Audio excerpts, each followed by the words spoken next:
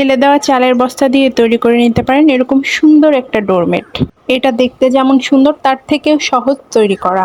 আর এরকম ইউনিক একটা ডোরমেট যদি দরজার সামনে রাখেন পুরো বাসার লুকটাই চেঞ্জ হয়ে যাবে। আর এটা বানাতে খুব বেশি জিনিসের দরকার নেই, ফেলে দেওয়া চালের বস্তার সাথে কিছু কালার হলেই হয়ে যায়। তো প্রথমে আমি একটা বস্তা নিয়ে নিয়েছি। এবার বস্তাটার চারপাশে যে ছেঁড়া অংশগুলো আছে এগুলোকে আমি সাইজ করে কেটে নেব। চারপাশটা একটু সুন্দর করে কেটে নেব, সমান করে, চারপাশটা সমান রেখে।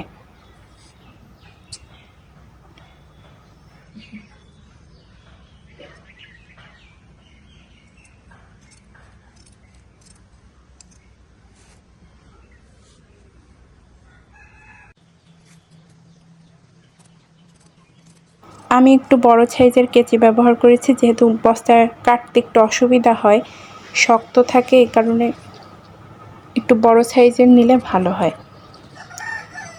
মেন কথা ধারালো হলে ভালো হয়।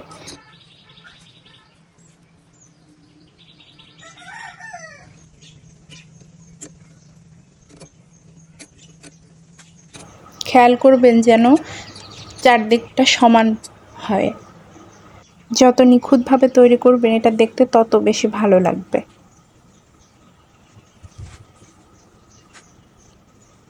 দেখুন আমি চারপাশটা এরকমভাবে কেটে নিয়েছি। সাদা অংশটা অবশ্য কেটে নিয়েছিলাম। তারপর মাঝ বরাবর যে ভাঁজটা আছে ওই বরাবরই একটা ভাঁজ দিয়ে নেব। চারপাশ সমানভাবে কেটে মাঝ বরাবর একটা ভাঁজ দিয়ে নিয়েছি এবং চারপাশে সুতা দিয়ে সেলাই করে নিচ্ছি। যেহেতু আমি কেটে ফেলেছি চারপাশে, এজন্য খুলে যাওয়ার সম্ভাবনা আছে, এই কারণে আমি ভাঁজ দিয়ে এরকমভাবে সেলাই করে নিচ্ছি।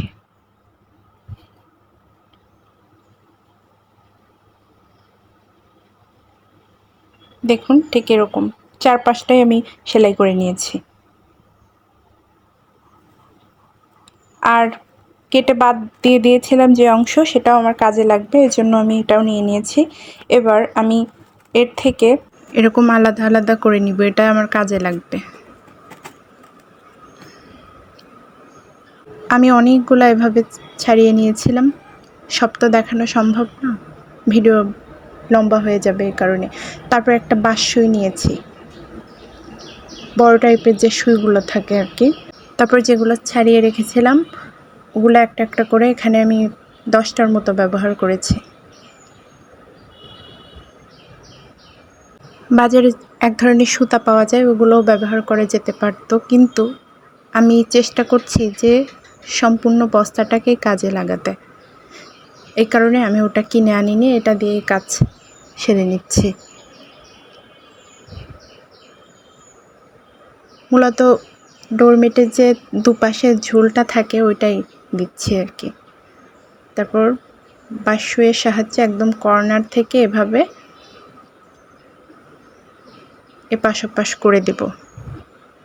দেখুন অবশ্যই একটা মাপ রেখে এটা করবেন, যাতে করে সবগুলো একই মাপের হয়।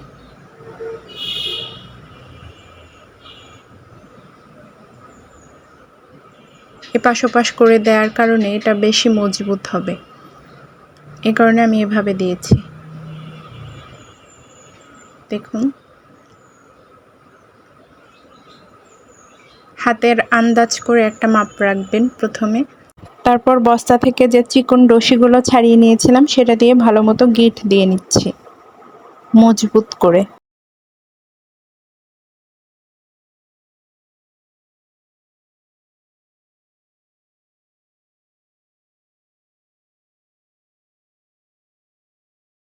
একটু চেপে চেপে ভালো মতো গিঁট দিয়ে দিতে হবে যাতে এটা খুলে না আসে, পরবর্তীতে ধোয়া বা ব্যবহার করার পর যাতে এটা খুলে না যায়। অনেক সময় বাজার থেকে কেনাগুলোও খুলে যায়।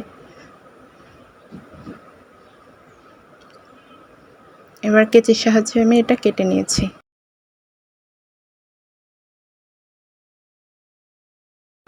দুই অংশটা একই সাইজের করে কেটে দেব। আমি একটু ঘুরিয়ে ফিরিয়ে বেঁধে নিলাম, একটা চিরুনির সাহায্যে আঁচড়ে নিলাম আর কি। তারপর কেচির সাহায্যে কেটে সমান করে নিচ্ছি।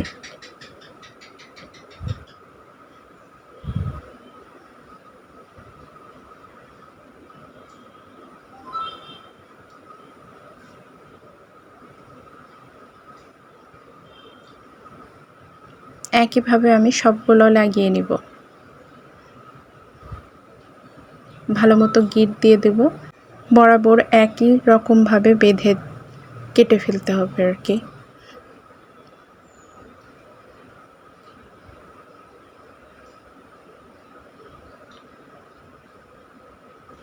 দুপাশে আমি একই রকমভাবে লাগিয়ে নিচ্ছি।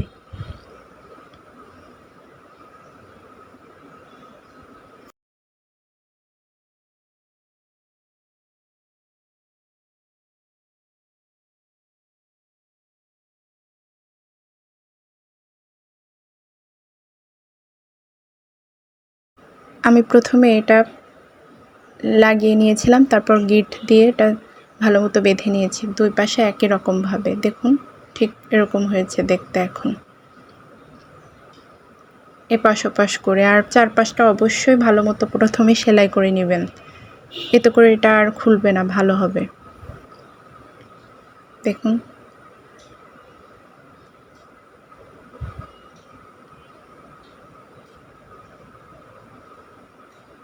যদি কেউ রং করতে না চান সেক্ষেত্রে আপনারা এভাবেও রাখতে পারেন, কিন্তু এটা আরও সুন্দর করে তোলার জন্য আমি এখানে রং ব্যবহার করছি। আমার কাছে যে অ্যাক্রিলিক কালারটা ছিল আমি এটাই ব্যবহার করছি। আপনারা আপনাদের পছন্দ মতো ডিজাইন করতে পারেন বা পছন্দের রং ব্যবহার করতে পারেন, তবে আমার কাছে মনে হয় যে এটা বেশি টেকসই হয়। আমি আমার পছন্দ মতো একটা ডিজাইন এঁকে নিচ্ছি।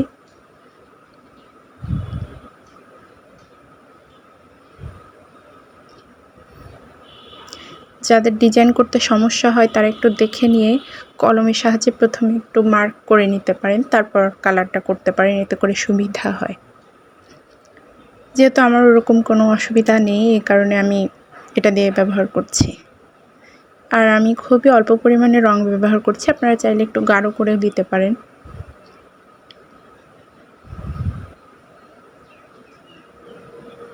আর আমার কাছে যে তুলিটা ছিল এটাই ব্যবহার করেছি।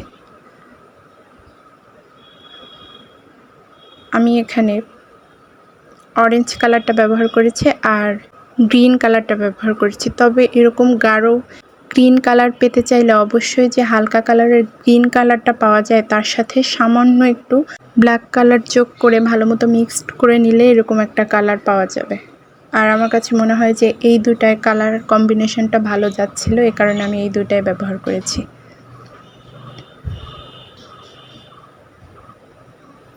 আমি আমার পছন্দ মতো ডিজাইন করে নিচ্ছি, আপনারা চাইলে আপনাদের পছন্দ মতো ডিজাইন করে নিতে পারেন কিংবা ওরকমও রাখতে পারেন, যার যেটা ভালো লাগে আর কি।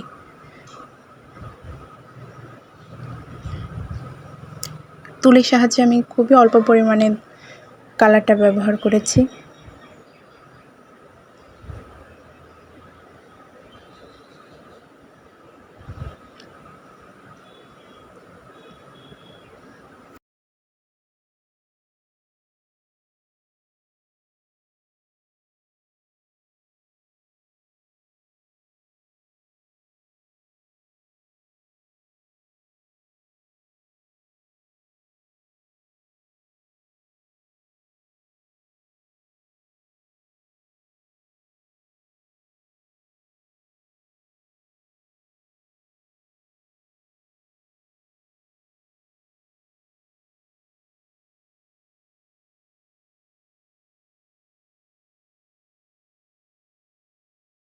আমি অ্যাক্রিলিক কালারটা ব্যবহার করেছি, অরেঞ্জ কালার এবং গ্রিন কালার।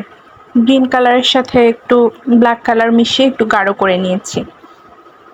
আর ভিডিওটা যেহেতু লম্বা হয়ে যাচ্ছিল এই কারণে পুরোটা দেখানো হয়নি, কারণ অনেকের ধৈর্য থাকে না পুরোটা দেখার জন্য। আপনারা আপনাদের পছন্দ মতো ডিজাইন করে নিতে পারেন। আমার সম্পূর্ণ ডোরমেটটা তৈরি হয়ে গেছে, এখন এটা ভালো মতো 2-4 দিন শুকিয়ে নিলেই হয়ে যাবে। এখন যে পরিমাণে রোদ, 2 থেকে 4 দিন ভালো মতো রোদে শুকালেই হয়ে যাবে। যেহেতু আমি এখানে অ্যাক্রিলিক কালারটা ব্যবহার করেছি সেক্ষেত্রে রংটা যাতে অনেক দিন যাবৎ ভালো থাকে এবং উঠে না যায়, এই কারণে 1 মাস মতো না ধোয়াই ভালো। আপনারা এমনিতে ব্যবহার করতে পারেন কিন্তু ধুবেন না। এতে করে এটা ভালো থাকবে, রংটা উঠবে না। আর আমার ভিডিওটা কেমন লাগলো জানাতে ভুলবেন না। এরকম আরও ইউনিক ভিডিও পেতে হলে অবশ্যই আমার পেজে ফলো করতে হবে এবং ইউটিউবে নতুন হয়ে থাকলে সাবস্ক্রাইব করতে হবে। আর নিজে দেখুন, অন্যকে দেখার জন্য বেশি বেশি করে শেয়ার করবেন। ধন্যবাদ।